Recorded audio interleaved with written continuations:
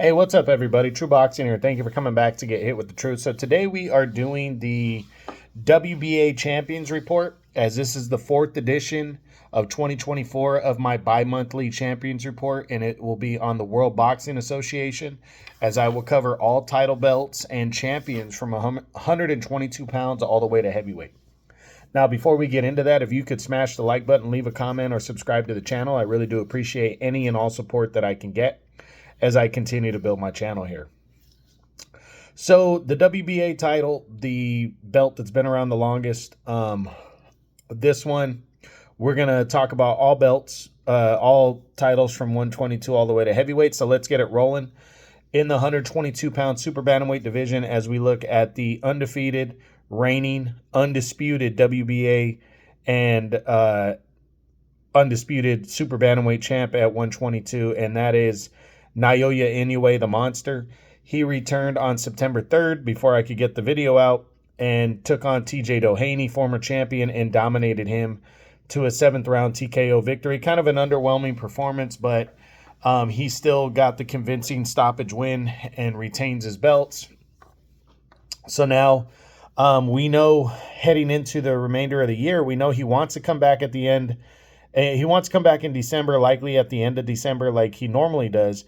And the three big options on the table outside of moving up in weight are mandatory WBO IBF mandatory challenger Sam Goodman, who's undefeated, WBA mandatory challenger and former unified champion Murajan Akhmadaliev, MJ, or Junto Nakatani, the current bantamweight champion at 118, and what would be an all undefeated and all Japanese showdown right there. So there hasn't been really any news on the front runner for that fight, for his next fight. I personally would like to see him fight Nakatani, but I would love to see him fight Sam Goodman as well, or MJ. I think any one of those guys would be a good quality opponent for Inoue. And in terms of the biggest fight that he could get, probably Nakatani would be the one. So we'll see what happens. Hopefully by the next Champions Report at the end of October, we know what Nakatani or what Inoue is going to be doing next. Next up is the 126-pound featherweight championship, which is currently held by undefeated champion Nick Ball. Ball captured the title in June when he defeated Raymond Ford on the 5 versus 5 card by a split decision. He has set his first title defense on October 5th. He will return and take on former two-time world title challenger veteran Ronnie Rios. Should be a good action-packed fight right here. I'm predicting Nick Ball to get the victory by a convincing decision, possibly a late stoppage. It's going to be a good little brawl right here, but I think Nick Ball is just the fresher and the better of the two fighters, and I'm looking forward to seeing him in against Rios. I know it's probably not the most desired opponent that everybody wanted to see, but I think it's a good opponent considering Nick Ball has fought two very good fighters in Ray Vargas and then Raymond Ford within a span of just less than 3 months. And then now he's returning in what will be a span of, by the time of the fight, that's going to be a 7-month time frame where he is going to fight 3 title fights. So Nick Ball versus Ronnie Rios, October 5th, it makes sense for the most part. And we'll see how Nick Ball pulls it out, and we'll see what's coming up on the next Champions Report when it comes to that, if Nick Ball can defeat Ronnie Rios, the veteran. Next, at 130-pound super featherweight, the reigning champion there is Lamont Roach Jr. Lamont Roach fought at the end of June, retaining his WBA title when he defeated, Jesus, what was the guy's name?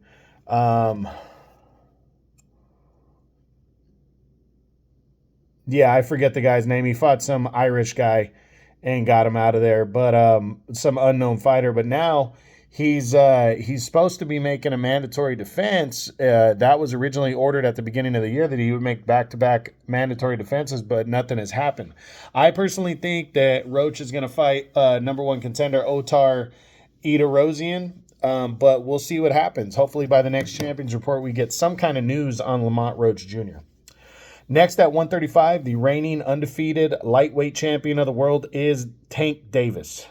We know Tank defeated Frank Martin in June. We know he was he was in serious talks with Vasily Lomachenko to unify belts before the end of the year, but Lomachenko decided he wanted to take the rest of the year off and backed out of a deal with Tank Davis. So now it's going to be interesting to see what happens between with Tank Davis for his next fight. A lot of people feel the front runner is a showdown with Jose Valenzuela, who just defeated Isaac Cruz, because a lot of people thought Isaac Cruz was the front runner to get the fight before he lost a close decision to Jose Valenzuela.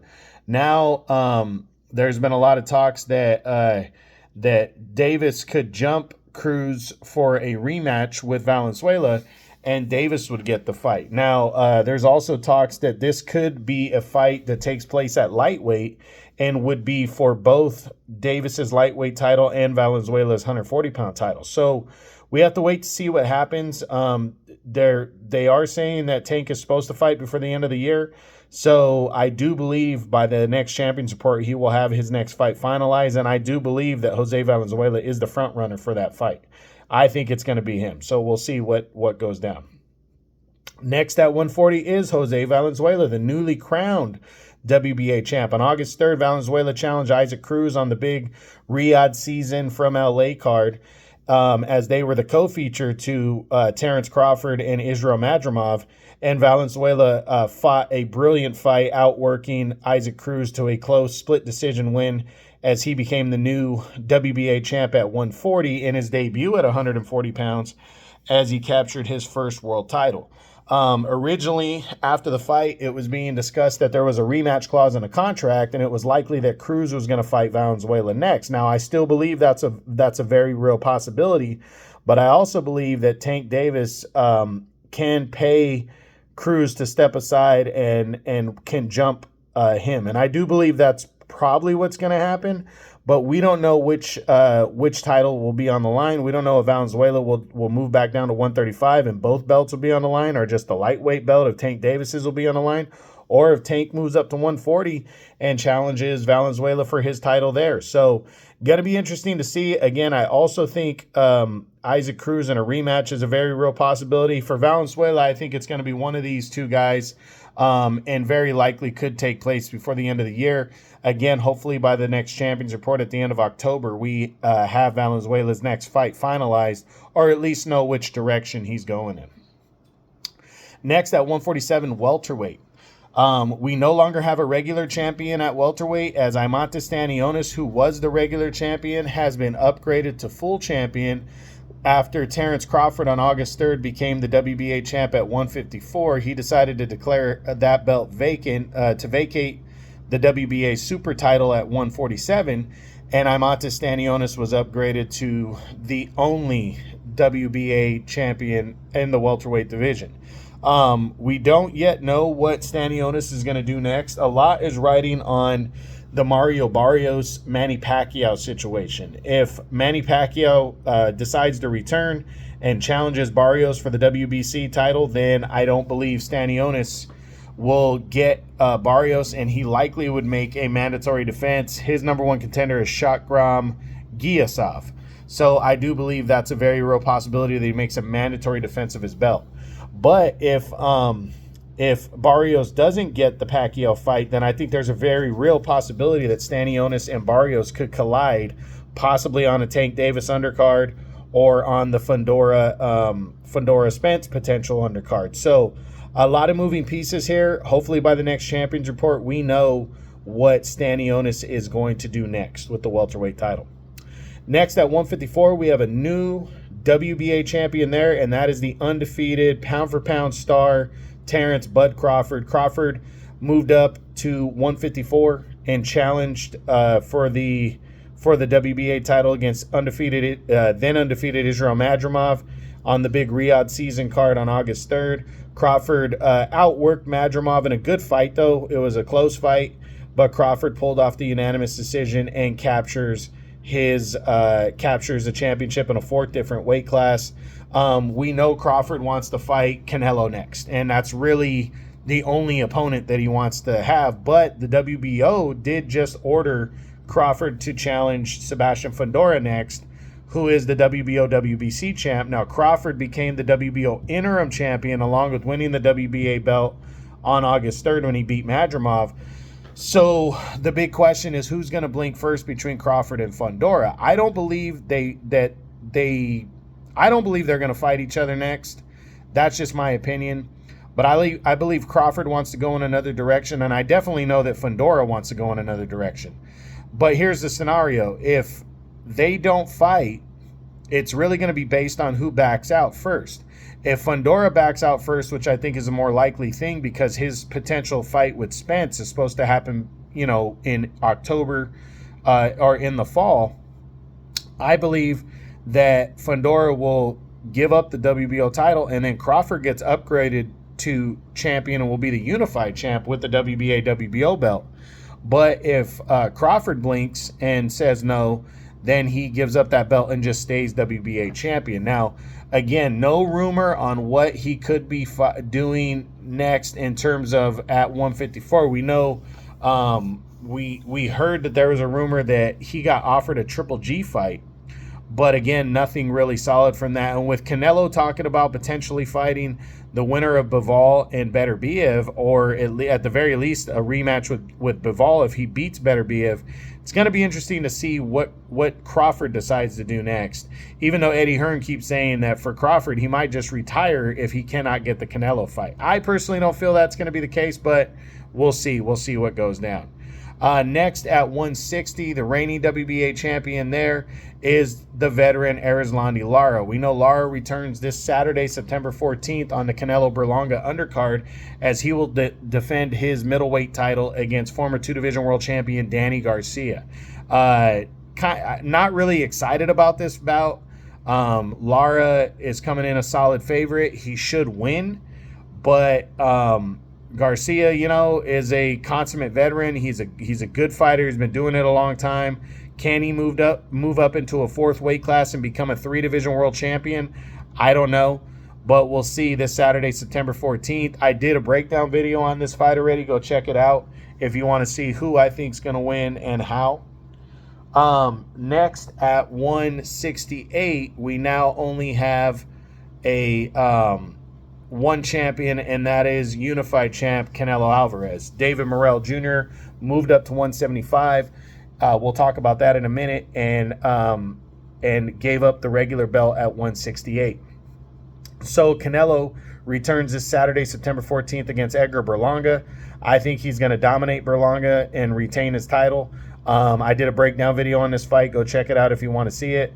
Canelo, once he's done there, no telling what he's going to do. Hopefully by the next Champions Report, we have a clearer picture. But again, he is fighting Edgar Berlanga September 14th on DAZN and Amazon pay-per-view. Next at 175, undefeated Dimitri Bivol is still the super champion. Well, he's now the super champion. He is going to return on October 12th and try to become an undisputed light heavyweight champion when he battles fellow undefeated and unified champ Artur Beterbiev, who holds the other three titles at 175. Huge battle right here, October 12th, ESPN Plus pay-per-view. Cannot wait to see these two guys collide. I will be doing a breakdown video on this fight, so I'm not going to give my prediction right now, but I can't wait to see it.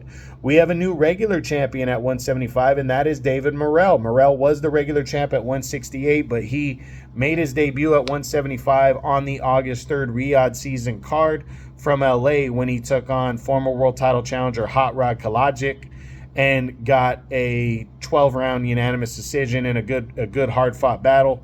Morel has made his debut. He's now the regular champ at 175. Very interested in seeing what he does next. Next at 200 cruiserweight, Gilberto Ramirez just announced maybe an hour ago.